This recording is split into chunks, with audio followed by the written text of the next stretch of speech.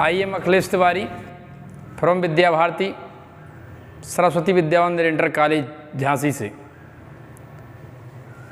आज आप synthesis of sentence में फॉर्मेशन ऑफ कॉम्प्लेक्स सेंटेंस पढ़ने जा रहे हैं। फॉर्मेशन ऑफ कॉम्प्लेक्स सेंटेंस में दो या दो से अधिक सिंपल सेंटेंस को मिलाकर के एक कॉम्प्लेक्स सेंटेंस बनाना, दो या दो से अधिक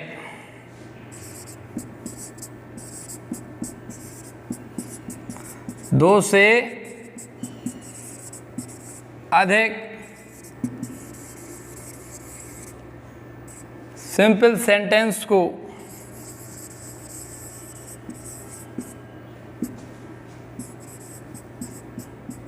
को मिलाकर कॉम्प्लेक्स सेंटेंस बनाना।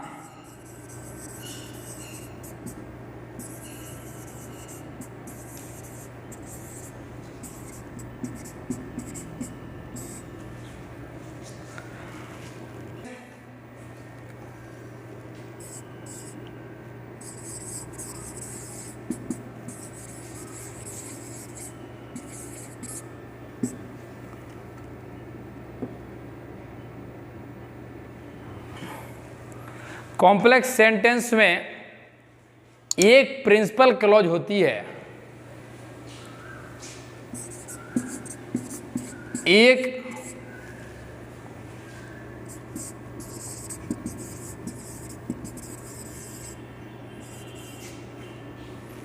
एक प्रिंसिपल क्लॉज और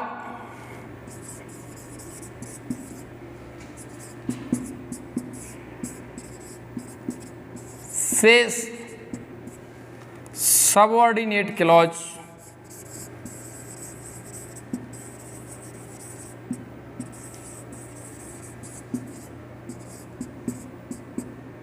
होते हैं। इसमें हमें देखते हैं प्रिंसिपल क्लॉज मीन्स मुख्य, जो मुख्य बात कही जाती है सेंटेंस के अंदर, प्रिंसिपल क्लॉज में उसको रखते हैं। शेष सबऑर्डिनेट क्लॉज होती हैं, अर्थात सबऑर्डिनेट क्लॉज मीन्स उस पर आश्रित जो वाक्य एक होगा, एक वाक्य यानी फ्रेज होगा, जो एक क्लॉज होगा, उपवाक्य जिसे बोलेंगे, वह एक प्रिंसिपल क्लॉज में आएगा। उससे सबऑर्डिनेट क्लॉज जो उपवाक्य कहलाएंगे, यानी उस पर आधारित होंगे। ऐसा हम इसमें करते हैं और दो या दो से अधिक सिंपल सेंटेंस को मिला करके इनको कॉम्प्लेक्स सेंटेंस बनाते हैं। अब दो या दो से अधिक हम सिंपल सेंटेंस को मिला करके जब सबऑर्डिनेट क्लॉज में शेष रख करके हैं, तो इसमें देख लें दो या दो से अधिक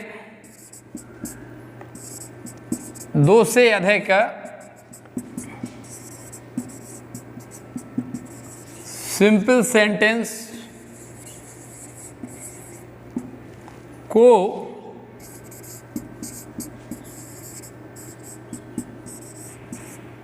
मिलाकर कॉम्प्लेक्स में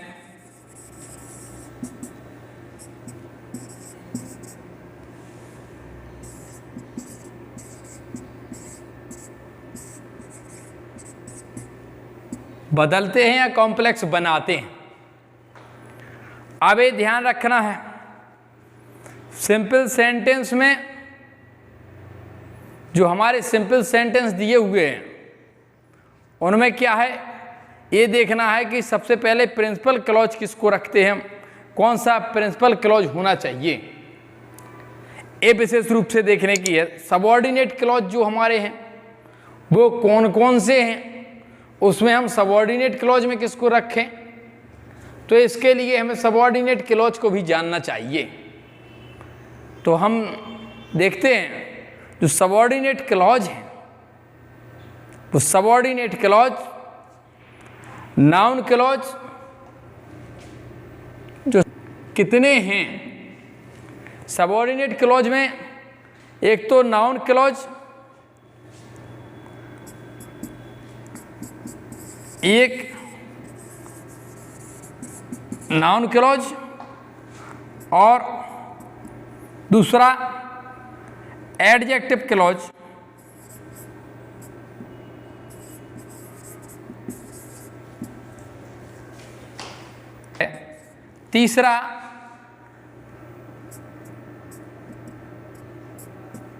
तीसरा हमारा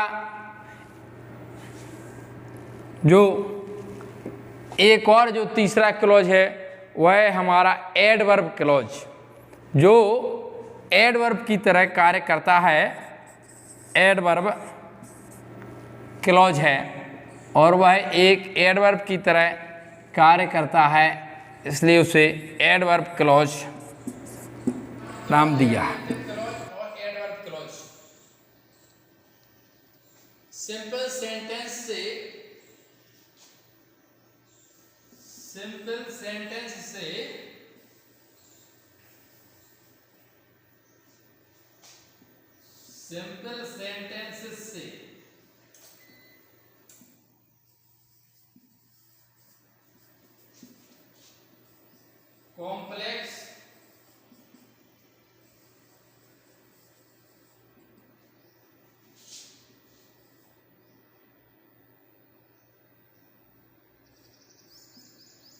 कॉम्प्लेक्स सेंटेंसेस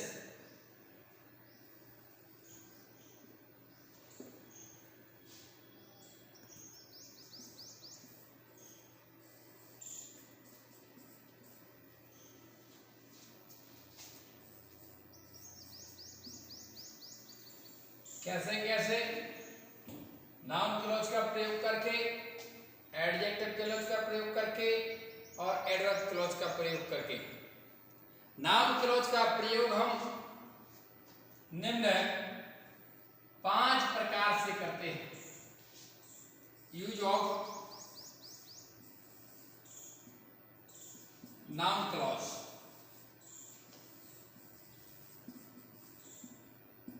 नाउन क्लॉज का जो हम प्रयोग करने जा रहे हैं वो क्या है हमारा? नाउन क्लॉज का प्रयोग हम 5 प्रकार से जो हम करने जा रहे हैं वो कैसे कैसे होता है, इसका हमको केवल ध्यान रखना है।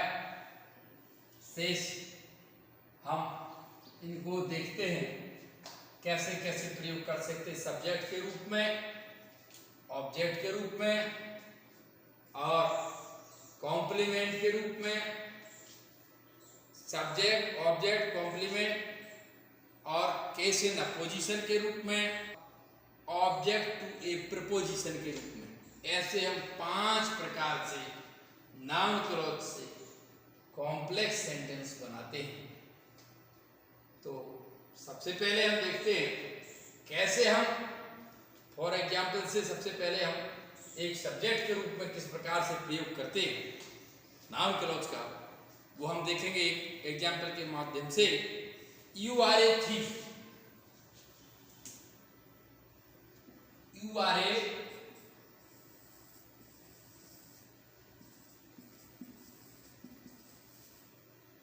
एक सेंटेंस हो गया। यू आर ए थीफ, तुम एक चोर हो।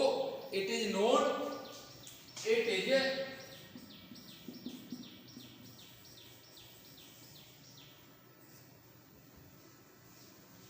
To are. यह सब जानते हैं, यह सब जानते हैं। एक बात हो गई, यह सब जानते हैं। अब यह क्या, इट किसके लिए प्रयोग होगा? You are a thief, you are a thief के लिए प्रयोग होगा। तो सब्जेक्ट के रूप में जो हमें प्रयोग करना है, that you are a thief, that you are a thief कैसा बन जाएगा? That you are a thief, कि तुम एक चोर हो। अब इट का हमारा जो था वो पूरा हो गया सब्जेक्ट के रूप में। That you are a thief, a subject अपना बन गया। अब आपका सब्जेक्ट के रूप में ये प्रयोग हो गया। आगे का जो बचा हुआ शेष भाग है, यानी जो जिसे कहिए predicate, is known to are, क्या कर देंगे, इज नोन टू आर। यह सब जानते हैं, यह हमारा किसके रूप में प्रयोग हो गया, सब्जेक्ट के रूप में प्रयोग हो गया। लिखने की आवश्यकता नहीं है आपको, लेकिन हमने बताया सब्जेक्ट टू ये वर्ब के रूप में ये कार्य किया हमारा। ये आपका सब्जेक्ट की तरह से जो काम होना चाहिए, कैसे हम नाउन क्लॉज में सब्जेक्ट के रूप में किस प्रकार से कॉम्प्लेक्स बनाएंगे, वो एक सब्जेक्ट के रूप में आपको दिख रहा है। शेष हम देखते हैं नेक्स्ट एग्जाम्पल में। बॉय है, आलसी है, every teacher known it, every teacher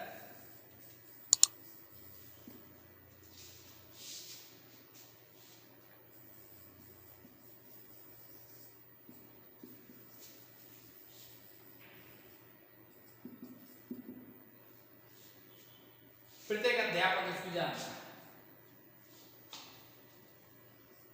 अब एवरी टीचर नोन इट क्या जानता है, एवरी टीचर नोन, पूरा ये तो अपना एवरी टीचर नोन यहां तक तो जा रहा सीधा। इसके बाद इट हमारा ऑब्जेक्ट के रूप में प्रयोग होगा। इट किसके लिए है, इट किसके लिए है, Ram is a dull boy के लिए। तो every teacher known,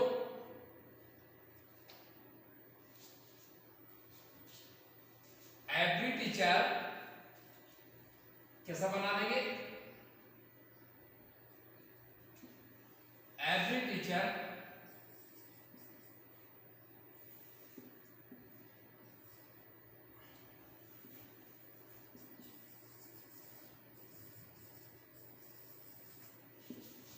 every teacher,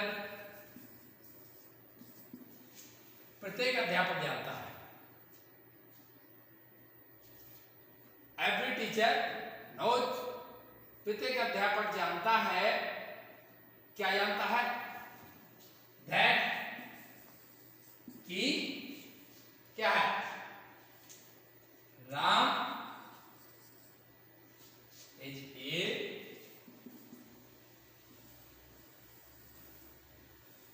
डल बॉय। ये आपका काय के रूप में हो गया, एक ऑब्जेक्ट के रूप में ये आपका प्रयोग हो गया। ये ऑब्जेक्ट टू द वर्ब, आप बोलेंगे ऑब्जेक्ट टू द वर्ब के रूप में इसका प्रयोग होगा। एवरी टीचर नोज, ये आपका सब्जेक्ट हो गया। ऑब्जेक्ट के रूप में that Ram is dull boy पूरा इधर जाता है, तो इसको ऑब्जेक्ट के रूप में कह सकते हैं कि ऑब्जेक्ट।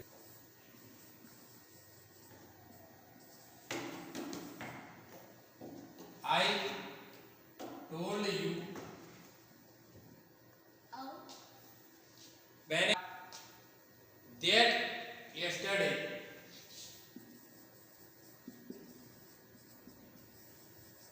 that yesterday एक सेंटेंस हो गया, simple sentence, I told you that yesterday। और नेक्स्ट जो दिया गया है, you must relay on it, you must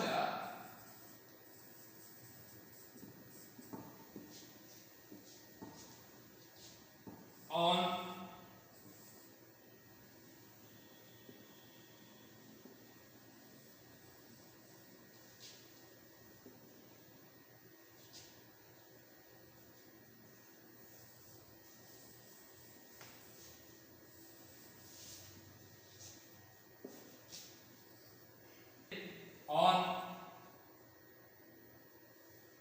it।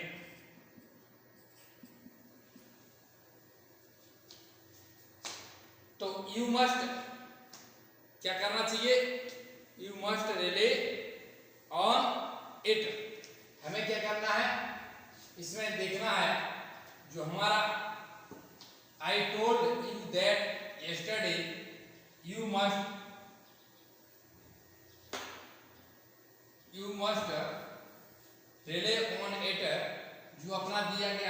Sentence, उसमें अब हमें ये देखना है कि हम ऑब्जेक्ट के रूप में, जैसे हमारा जो दिया गया है इट वर्ड दिया गया है, इट हमारा प्रोनाउन जो दिया गया है, इसके स्थान पर क्या है, I told you that yesterday, मैंने जो तुम्हें कल बताया, you must relay on it, तुम्हें उस पर रिले, उसी पर रिले होना चाहिए, उसी पर संबंध होना चाहिए। तो आप क्या करते हैं, हम देखते हैं कि आई टोल्ड यू यस्टरडे हमारा इधर चला जाएगा ऑब्जेक्ट के रूप में, you must relay on, you must relay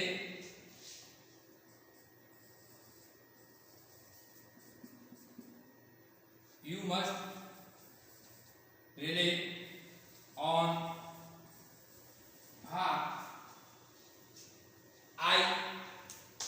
what I told you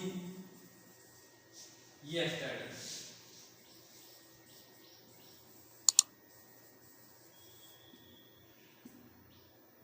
ये हमारा you must rely on, तुम्हें इससे संबंधित होना चाहिए, रिले होना चाहिए उस पर, on what I told you, आपको जो कल हमने बताया था।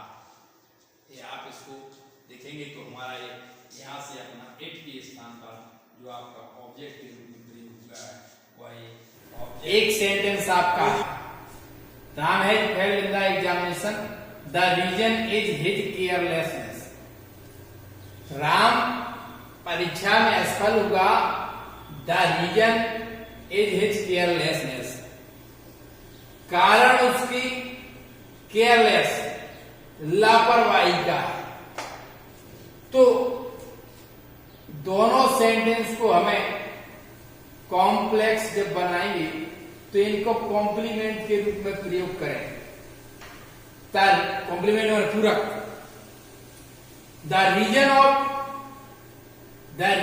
ऑफ काय का है reason, the reason of Ram's failure, Ram की असफलता का, the reason of Ram's failure, ये अपना आ जाएगा कॉम्प्लीमेंट, जिसे बोलेंगे in the examination is that his carelessness, यह क्या है, यह ये केयरलेसनेस है, उसकी लापरवाही स्वयं की है, एक कॉम्प्लीमेंट टू द वर्ब के रूप में हुआ।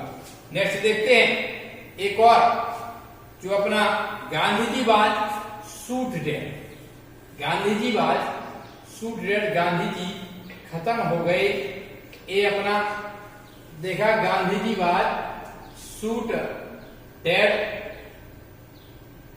और इसमें देखा the news spread all over the, next वाक्य है जो सेंटेंस दूसरा है, द न्यूज स्प्रेड है, ऐसी न्यूज फैल गई all over the country like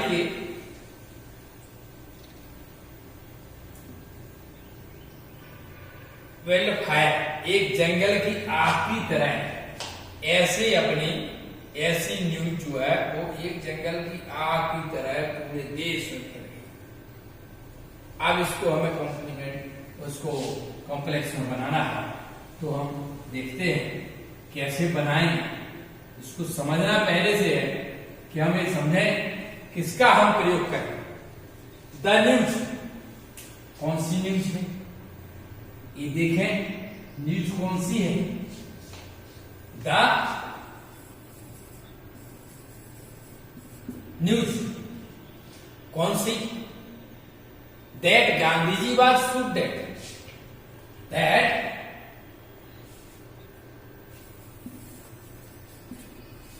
Gandhi ji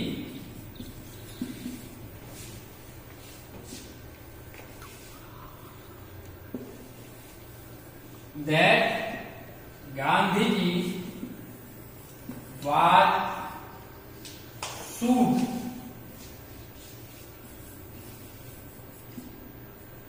that, एक को मतलब एयर शूट डेट, इसके बाद spread all over the country,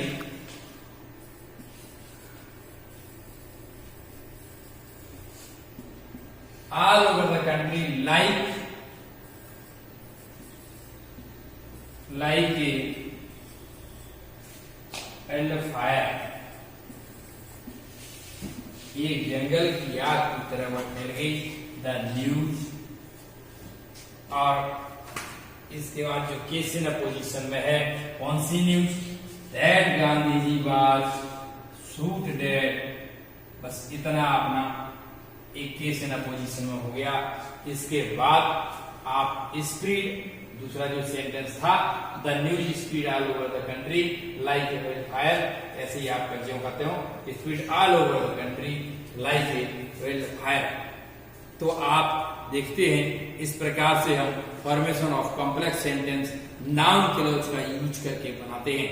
हम नेक्स्ट वीडियो में एडजेक्टिव का यूज करके बनाएंगे, एडजेक्टिव क्लॉज का प्रयोग, और इसके बाद एडवर्ब क्लॉज का प्रयोग करना नेक्स्ट वीडियो में आपको मिलेंगे। धन्यवाद, नमस्कार।